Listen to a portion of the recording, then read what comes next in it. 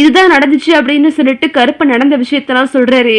உடனே சேது வந்துட்டு அப்பத்தா என்ன அப்பத்தா இப்படி பண்ணிட்ட அப்படின்னு சொல்லிட்டு இந்த சேதுவும் அழுக ஆரம்பிக்கிறாரு. இந்த சாவித்திரி வந்து எல்லாம் ஒன்னாலதாண்டி என் அம்மா இவ்வளவு நேரம் உயிரோட தான் இருந்துச்சு, உன்னாலதான் உன்னோட வாழ்க்கையை காப்பாத்தணும்னு சொல்லிட்டு தான் என் அம்மாவே இப்படி உயிரை விட்டுருச்சு அப்படின்னு சொல்லிட்டு இந்த சாவித்திரி ஒரு பக்கம் கத்துது.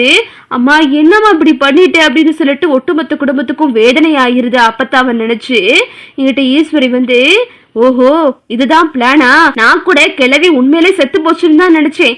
ஆனா இம்புட்டு நேரம் எல்லாரையும் பார்த்து வேடிக்கை பார்த்துருக்கு, என்னென்ன பண்றாங்க ஏதேது பண்றாங்கன்னு சொல்லிட்டு தான் தமிழும் சேதுவும் சேர்ந்ததுக்கு அப்புறம் தான் இந்த கிழவி மண்டைய போட்டிருக்கு அப்படின்னு சொல்லிட்டு இந்த ஈஸ்வரி பேசிக்கிட்டு இருக்கு. அப்பத்தா வந்து உண்மையிலே இறந்து போயிட்டாங்க. இந்த செய்தி ஒட்டுமொத்த குடும்பத்துக்கும் அதிர்ச்சியா இருக்கு. அப்பத்தாவோட இறுதி சடங்குலாம் நடந்துகிட்டு இருக்கு. அப்பத்தாவை தூக்கி கொண்டு போயிட்டு அவங்க சொன்ன மாதிரியே அவங்களோட இறுதி சடங்கை முடிச்சிடுறாங்க. ராஜாங்கமும் சன்னாசியும் போயிட்டு கொல்லி வைக்கிறாங்க. அப்பத்தா வந்துட்டு அதே மாதிரியே அவங்க நினைச்ச மாதிரியே அவங்க ஆசையெல்லாம் நிறைவேற்றிட்டு தான் அப்பத்தாவை தூக்கிட்டு போயிட்டு எரிச்சிட்டாங்க. அப்புறம் பார்த்தா அங்கிட்டு தமிழ் வந்து அழுது கதறிக்கிட்டு இருக்காங்க. என்னோட வாழ்க்கையை காப்பாத்திட்டு தானே அம்மாச்சி நீங்க இறந்து போயிருக்கீங்க, நான் இதை என்னைக்கும் மறக்க மாட்டேன் அம்மாச்சி, உங்களுக்காகவாது நான் சேர்ந்து வாழுவேன் அப்படின்னு சொல்லிட்டு தமிழ் வந்து அப்பத்தா கிட்ட வந்து கத்தி கத்தி அழுதுகிட்டு இருக்காங்க. எல்லாரும் வீட்டுக்கு வந்துடுறாங்க. வீட்டுக்கு வந்துட்டு எல்லாரும் அழுதுகிட்டு இருக்காங்க. அம்மா இப்படி பண்ணிருச்சு அவனே அப்படின்னு சொல்லிட்டு சன்னாசி சொல்றாரு. விடு விடு விடு சன்னாசி, அம்மா அதோட எல்லாத்தையும் பார்த்துட்டு இறந்து போயிருக்குன்னு நம்ம நினைச்சுக்கிற வேண்டியதான். அம்மா அதோட ஆசையுமே கூட கண்ணால பார்த்துட்டு தான் இறந்து போயிருக்கு அப்படின்னு சொல்லிட்டு ராஜாங்கமும் சொல்லிக்கிட்டு இருக்காரு. அப்புறம் பார்த்தா ராஜாங்கம் சொல்றாரு சேதுகிட்ட, அம்மா அதோட உயிரை கொடுத்து உனையையும் தமிழ்ச்செல்வியும் சேர்த்து வச்சிருக்கியா ராசாங்கம், இனிமே இக்காரணத்து கொண்டு அந்த பிள்ளைய பிரியணும்னு நினைக்காத, அந்த பிள்ளை வயிற்றுல வளருது நம்ம வீட்டு வாரிசியா அப்படின்னு ராஜாங்கமும் தமிழ்கிட்ட சொல்றாரு. அப்புறம் பார்த்தா மறுநாள் ஆயிருது.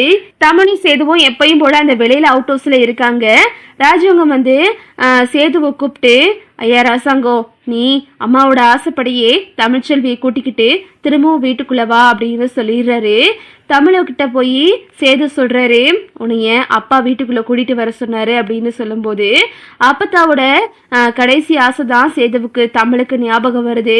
சரி நம்ம யாருக்காகவும் இல்லைனாலும் அம்மாச்சிக்காகவாதே நம்ம அந்த வீட்டுக்குள்ள போகணும், அம்மாச்சி அவங்களோட உயிரை கொடுத்து நமக்கு இந்த வாழ்க்கையை ஏற்படுத்தி கொடுத்துருக்காங்க அப்படின்னு சொல்லிட்டு தமிழ் வந்து அவங்க பேகெல்லாம் எடுத்துக்கிட்டு வீட்டுக்குள்ள வர்றாங்க. இங்கிட்ட ஈஸ்வரி வந்து கடைசியில இந்த கிழவையே வந்து தமிழை வந்து வீட்டுக்குள்ள கூட்டிட்டு வந்துருச்சு அப்படின்னு சொல்லிட்டு ஈஸ்வரி வந்து புலம்பிக்கிட்டு இருக்கு. சாவித்திரி வந்து எங்க அம்மாவை கொண்டுட்டு நீ வீட்டுக்குள்ள வந்துட்டு ஏடி பாவி அப்படின்னு சொல்லிட்டு இந்த சாவித்திரி ஒரு பக்கம் கத்துது. உடனே ராஜாங்கம் வந்து நிறுத்து சாவித்திரி, என்ன பேசிக்கிட்டு இருக்க, கொஞ்சம் பார்த்து பேசு அப்படின்னு ராஜாங்கம் வந்து சாவித்திரி சத்தம் போடுறாரு. இதுதான் அடுத்தடுத்து நடக்க போகுது. ஓகே விவோஸ், இந்த வீடியோ உங்களுக்கு பிடிச்சிருந்தா லைக் பண்ணுங்க, ஷேர் பண்ணுங்க, மறக்காம நம்ம சேனலை சப்ஸ்கிரைப் பண்ணிக்கங்க. தேங்க்ஸ் ஃபார் வாட்சிங்.